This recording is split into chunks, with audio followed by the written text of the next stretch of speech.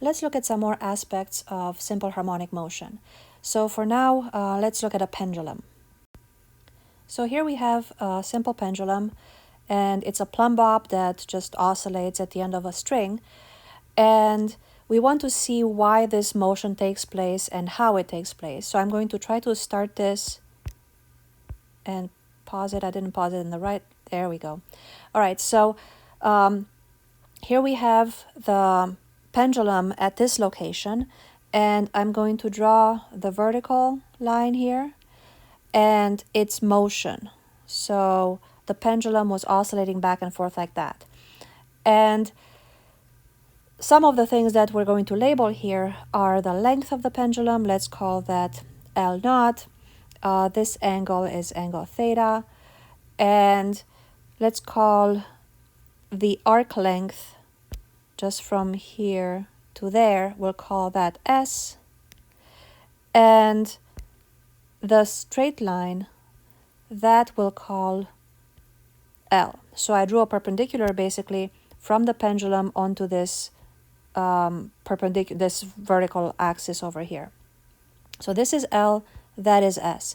And when this angle is fairly small, we can approximate L to be equal to S, and that's going to help us in the derivation here. So let's say that L approximately equals S. Now let's look at the forces that act on the pendulum. So there is weight, and weight goes straight down, and tension will go along the cable there. So I'll have weight going this way and tension along here. So those are the two forces that act, and as a result of the forces acting on the pendulum acquires this motion. Now, whenever we have a force that causes a rotational motion, we have to think of torque. So let's write that down.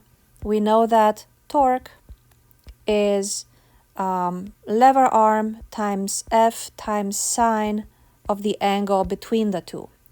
So what is the lever arm and what is the force? If I look at the tension and I think about the rotation about this point, tension is right along the lever arm, so we don't have a torque due to the tension force. The force that causes the torque is going to be the weight. So the weight is going to have the lever arm L, because these two are perpendicular to one another, so that takes care of the angle between the two. So then the torque is caused by the weight, and it's a restoring torque because it wants to bring the plumb bob back into equilibrium. So then we'll say that the torque is negative. Again, just like the restoring force we had in Hooke's law, we have a negative sign associated with it. So the restoring torque is the negative weight, so weight is just mg, times the lever arm L. Now, I said before that L approximately equals S, so I'll rewrite torque then as negative mg, and S is just r theta, where r is the length of our pendulum. I guess I called it L naught. So then torque is going to be negative mg L times theta. Now, if you recall from before, we had an equation for force that was negative kx. So the torque was the rotational equivalent of force. Theta is a rotational equivalent of displacement, it's angular displacement. So if I write this quantity as some other fancy letter, so torque is negative, I guess it's not that fancy, just K, capital K, times theta, then this will look very similar to what we know from the elastic force being negative Kx. And the reason we're doing this is because this will simplify our solution for the frequency of vibration. And if we remember from the previous video, then omega frequency of vibration, which was equal to 2 pi f, was square root of k over m. So if we use the similar relationship between torque, this k, and theta, then we end up with omega being equal to square root mgl naught divided by the moment of inertia. For the pendulum, for this simple pendulum, the moment of inertia is just mr squared, which in this case is L naught squared. So when we plug that into our angular frequency equation, we end up with omega, which is equal to 2 pi f, being just square root of g over L naught. So what this tells us is that the frequency of vibration of a simple pendulum only depends on the acceleration of gravity and the length of the pendulum. It does not depend on the mass. It sounds very strange, but it is true. There's a condition where we have to make sure that these angles are fairly small. So for small oscillations like this, we end up with the angular frequency of a simple pendulum to be square root of g divided by the length of the pendulum. So here is the equation that we just derived, and before I got to this equation, I replaced the moment of inertia of the pendulum with ml squared. Well, backtracking, the equation before was square root of mgl over I, and that was the equation, that was a more general equation for a physical pendulum. So here we have a physical pendulum. It's any old object that oscillates about a point. So in this physical pendulum, I want to show you what the different quantities are.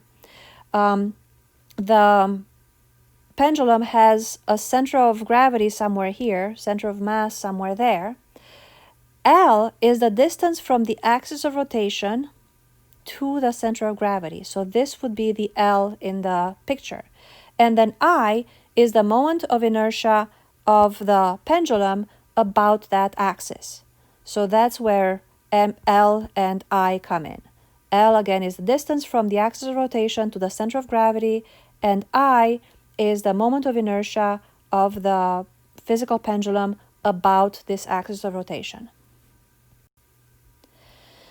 Now, this leads us to elastic deformation. So here I have the plumb bob attached to a piece of elastic.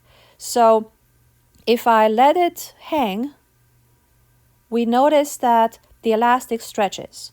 So again, this was equilibrium, and now the elastic will stretch. We talk about elastic deformation in this case. So the force that is applied is equal to some proportionality constant called Young's modulus times the amount the elastic stretched divided by the original length of the elastic times the cross-sectional area. Let's draw this poorly. So here is the original length of the elastic, and let's call it L naught, and then we apply the force to it, and as a result of that force acting to it, the elastic stretched. So this would be my delta L. And then the end cap here, that is the cross-sectional area A of the elastic. So we'll say that force is directly proportional to Young's modulus, the stretch of the elastic, the cross-sectional area, and inversely proportional to the original length. Young's modulus is a constant, basically, that's a function of the material. It has to do with just, how much a particular elastic, a particular object can stretch or compress. It doesn't have to be elastic. It can be any old rod, metal rod, something like that. It turns out that the higher the y, the smaller the stretch. So a high Young's modulus corresponds to more rigidity to the object. So a bone can be compared to just a rod, and you can stretch it or you can compress it. If you stretch it, then we talk about tensile forces causing stretching. So tensile forces, the word comes from tension. So just imagine you hanging from monkey bars. You're holding on to the monkey bars and hanging. When that happens, there's tensile forces acting on your muscles and bones, and they get stretched. Now you jump down from the monkey bars and land on your feet. When that happens, your bones are going to be compressed a little bit, so you have compression forces acting. This equation here will apply for both the stretch and the compression. Now this was a one-dimensional example of elastic deformation. Let's look at shear deformation, and that's a two-dimensional thing. So we have a cube of Jell-O here, and we're going to exert a force on it. We're going to push on it on the side here. This is what happens. We push on it and the Jell-O gets deformed. So here I have the force F acting on it, and I need to figure out some of the other quantities that are here. So let's say that the original height of the block of Jell-O was L naught, then the amount that it stretched, that it got pushed over like that, it got sheared, is what we say, is delta X. The area is the area at the top here. So that is the cross-sectional area we'll be talking about. So that is A. And we have a very similar equation that for the shearing, as we did for elastic deformation. So here is the equation. The force exerted is equal to the shearing modulus times the delta X over L naught times the area. Now we can look at a three-dimensional situation, and that is volume deformation. So for that, we have change in pressure is negative B delta V over V naught. Well, there's a whole bunch of stuff that we don't know here. P is force over area, and that is pressure. So if I divide in this equation both sides by area, I end up with force divided by area. So that's what I have here. Force divided by area is pressure. Pressure is measured in the units for force divided by the units of area, and we want SI units, so that would be newtons per meter squared, and those are called pascals. So we have the units for pressure are Newton per meter squared or pascals, not atmospheres. Atmospheres can be converted back into the SI units, but anytime you see a pressure given in atmospheres, you do have to convert that.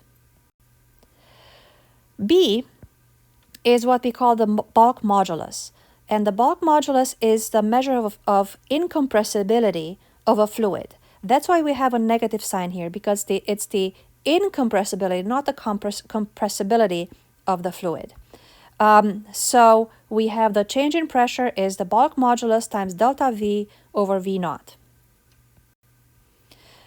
Then we can talk about stress and strain. Those are two quantities that we're going to look at, like here. So stress is force divided by area. So in all of these things, if I divide force by area, actually I already have here, if I divide force by area, that gives me the stress. The strain is the delta L over L naught, the delta X over L naught, or the delta V over V naught. So we have stress in this column, and we have stress in that column. And there is a proportionality constant between these quantities. So for one-dimensional situations, for just elastic deformation, stress is the Young's modulus times strain. For the two-dimensional shearing, we have stress is shearing modulus times strain. And then for the three-dimensional situation, we have stress, which is the change in pressure, is the negative bulk modulus times strain. So here is the generalized formula. Stress over strain is either Young's modulus, shearing modulus, or bulk modulus.